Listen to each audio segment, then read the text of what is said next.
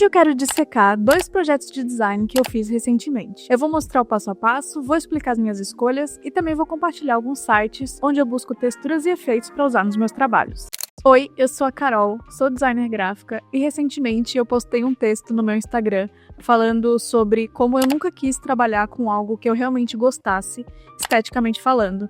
Por isso que eu demorei um tempo até me sentir confortável em começar a postar os meus trabalhos pessoais na internet. Em parte porque eu não tinha muito tempo para fazer os meus projetos pessoais e também porque eu achava que os meus projetos pessoais não refletiam o que eu fazia profissionalmente. Eu sempre trabalhei com design corporativo, então eu achava que não fazia sentido eu postar uma coisa minha se ela não ia me ajudar de alguma forma na minha carreira. Mas como eu comentei no meu primeiro vídeo, eu tô na minha era de experimentação. Então eu quero testar tudo que eu gosto, quero aprender coisa nova e quero me redescobrir. Então vamos lá! Eu gosto de reaproveitar as imagens e as frases que eu encontro na internet e reinterpretar elas do meu jeito através do design. Nesse caso, eu peguei uma frase que não faz o menor sentido. Na verdade, é uma daquelas frases mal diagramadas. Eu encontrei ela numa imagem de uma parede e até agora eu não sei aonde é essa parede. E se alguém souber e quiser me falar, eu agradeço. Desde o início, eu queria fazer um contraste entre as palavras ódio e paz através da tipografia. Então, é um trabalho bem simples, mas que tem um charme na escolha das fontes e na texturização também. Eu criei a prancheta no tamanho padrão para o Instagram, então 1080 por 1440. Como é um trabalho pessoal e ele vai ser postado no Instagram, ele foi postado no Instagram, eu já fiz desse tamanho para facilitar. Então vamos lá. Eu comecei com um fundo preto, na verdade não é um preto puro, é como se fosse um chumbo assim. Quando eu sei que eu vou trabalhar com textura, principalmente textura que imita papel, que imita impressão, eu prefiro evitar o preto puro para o resultado ficar mais natural e mais próximo do que eu imagino. O lettering foi todo montado no Illustrator. Eu me dou muito bem com as ferramentas de texto do Illustrator, então eu prefiro fazer por aqui mesmo. Eu usei as fontes Helvética, que eu acho que eu dei uma distorcida nela pra cima, assim. Eu usei essa VT Vortex. Eu usei essa FT Vortex. Usei essa Apple Chancery, que eu adicionei esse coraçãozinho aqui depois, e aqui embaixo é a Helvética de novo. Esse coração eu adicionei para dar um pouco mais de equilíbrio no espaço e para fazer referência à imagem original também, que tinha esse coraçãozinho aqui no Paz. E aqui do lado dá para ver algumas referências, algumas das primeiras referências que eu peguei para esse trabalho. Dá para ver que não tem nada a ver com o resultado final. Geralmente, quando é projeto pessoal, assim, eu começo com uma referência e no meio do caminho mudo de rumo completamente, assim. É super normal. Então, depois de fazer o lettering aqui no Illustrator, eu importei esse lettering aqui pro Photoshop. Ele tá sem nada, sem nenhum efeito. E eu queria dar um aspecto de impressão estourada, então eu comecei a texturizar, né, essa fonte. Eu usei uma sequência de efeitos bastante conhecida, assim, para isso. Eu usei um pouco de limiar. O limiar dá uma estourada, assim, dependendo da configuração que tu usa na fonte. Junto com o desfoque gaussiano e o cristalizar.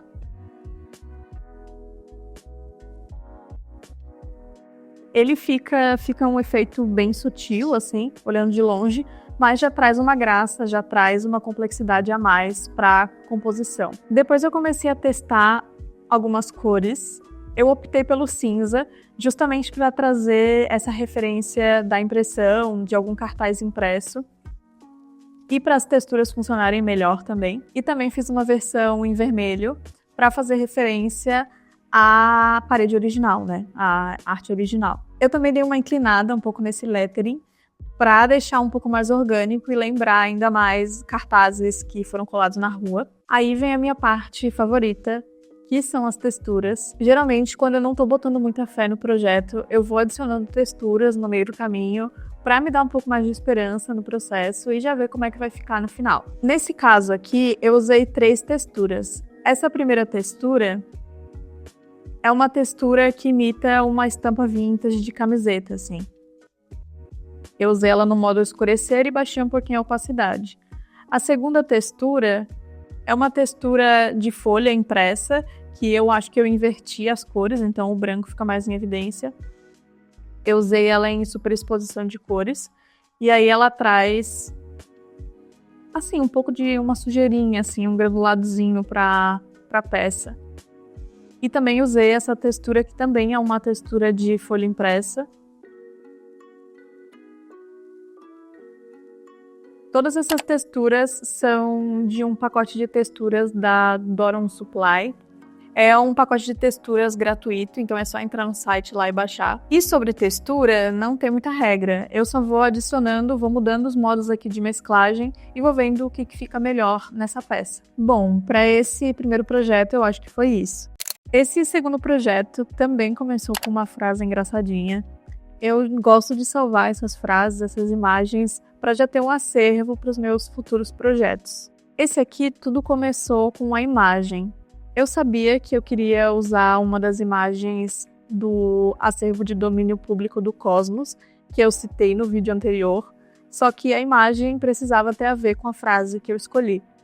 Então eu encontrei essa imagem que representa todas as fases de uma borboleta, que tem tudo a ver com mudança, né? Então eu decidi recortar a imagem, usar só essa parte de baixo, e eu também virei o sentido da imagem, porque depois de fazer uns testes eu percebi que ficaria mais harmônico com o lettering, dessa forma. De novo, eu fiz o lettering no Illustrator, eu usei duas fontes, eu usei essa daqui, deixa eu ver, Tratatello, porque eu queria um ar mais rústico, um ar mais vintage.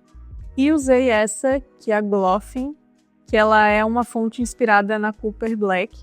Eu usei para trazer um ar um pouco mais moderno, um pouco mais atual. Eu sempre gosto de trazer um contraste entre as fontes no projeto, porque eu acho que agrega um pouco mais na complexidade da composição. Voltando para o Photoshop, eu fiz uma primeira versão, uma primeira composição aqui, mas eu não curti muito o caminho para onde estava indo. Então, eu decidi começar a texturizar essa imagem. Eu queria trazer esse aspecto de vintage, de como se fosse uma estampa usada. Então, eu fui para a galeria de filtros. E eu gosto muito de explorar os filtros aqui dentro. Eu usei um brilho difuso, que ele já dá esse glow, né? Um pouco mais vintage, um pouco como se tivesse um sonho, assim. Usei essa ferramenta esse efeito de vidro, que é um efeito bem sutil, mas ele dá uma pequena distorção, assim, nas imagens. E usei o granulado, e como eu percebi que algumas cores estavam um pouco lavadas, eu dei uma ajustada nos níveis também, para dar uma recuperada. No lettering, para esse efeito distressed, eu não sei se existe o nome desse efeito em português, mas eu usei uma ação. Cadê? Tá aqui embaixo. Eu usei uma ação que se chama Ink Bleed, eu acho, do Doron Supply também. É uma ação que é gratuita, então, de novo, é só entrar no site, se cadastrar e baixar. Essa ação dá essas bordas irregulares, assim, pra fonte, o que é um efeito que eu curto muito. Só que eu precisava trazer esse lettering um pouco mais para o universo da imagem, então eu adicionei alguns efeitos aqui. Eu adicionei o brilho interno.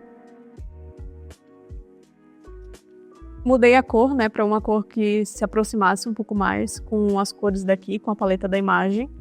E o brilho externo, que dessa forma o lettering já conversa um pouco mais com o todo.